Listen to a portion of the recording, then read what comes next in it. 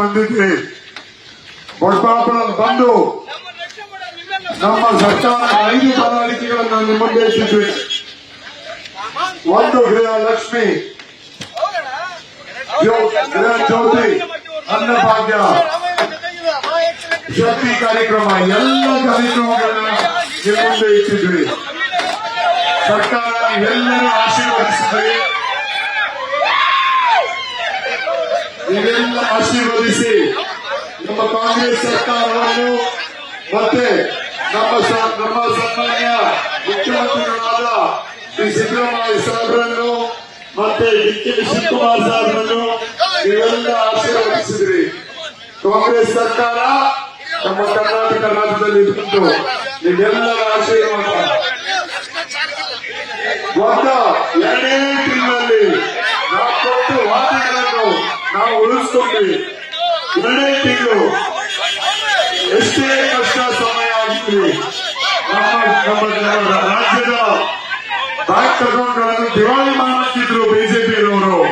ದಿವಾಳಿ ಮಾಡಾಕಿದ ಸಮಯದಲ್ಲಿ ನಮ್ಮ ರಾಜ್ಯ ಸರ್ಕಾರ, ಮಾನ್ಯ ಮುಖ್ಯಮಂತ್ರಿಗಳು, ಉಪಮುಖ್ಯಮಂತ್ರಿಗಳು ಬಹಳ ಕಷ್ಟ ಮತ್ತು ಎಲ್ಲ ಮಂತ್ರಿಗಳು ಬಹಳ ಕಷ್ಟಪಟ್ಟು ಪ್ರತಿ ಒಂದು ಪ್ರಣಾಳಿಕೆಗಳನ್ನು ನಿಮ್ಮ ಮುಂದೆ ತಂದಿದ್ವಿ.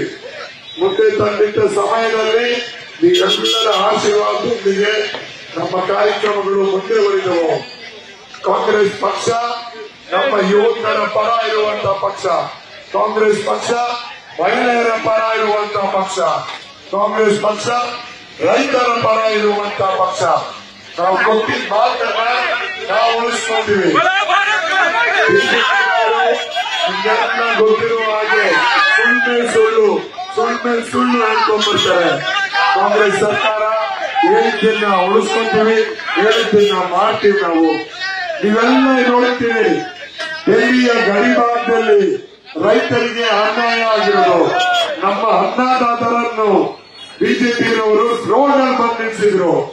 ರೋಡ್ ನಲ್ಲಿ ಬಂದು ನಿಲ್ಲಿಸಿ ಅವರನ್ನ ಅವಮಾನಿಸಿದ್ರು. 2 ಲಕ್ಷಕ್ಕಿಂತ ಹೆಚ್ಚು ರೈತರು ನಮ್ಮ ಕರ್ನಾಟಕದಿಂದ ಸುಮಾರು ರೈತರು ಅಲ್ಲಿಗೆ ಹೋಗಿ ಅವರ ಒಂದು ಕಪ್ಪ ಕಾನೂನುಗಳ ವಿರುದ್ಧ ಪ್ರತಿಭಟನೆ ನಡೆಸ್ತಾರೆ. ಯಾವುದೇ ಒಬ್ಬ ಬಿಜೆಪಿಯ ಶಾಸಕರಿರಲಿ, ಬಿಜೆಪಿಯ ಮಂತ್ರಿಗಳಿರಲಿ, ಯಾರೇ ಇರಲಿ, ರೈತರ ರಕ್ಷಣೆಗೆ ಯಾರು ಬಂದು ನಿಲ್ಲಿಲ್ಲ. ನಮ್ಮ ಯುವ ಕಾಂಗ್ರೆಸ್ ಮತ್ತೆ ನಮ್ಮ ಕಾಂಗ್ರೆಸ್ ಪಕ್ಷದ ನಾಯಕರುಗಳು ನಮ್ಮ ರೈತರ ಪರ ನಿಂತರು. ರೈತರ ಯೋಗಕ್ಷೇಮ ಕೇಳಕ್ಕೆ ಎಲ್ಲ ಹೋದರು.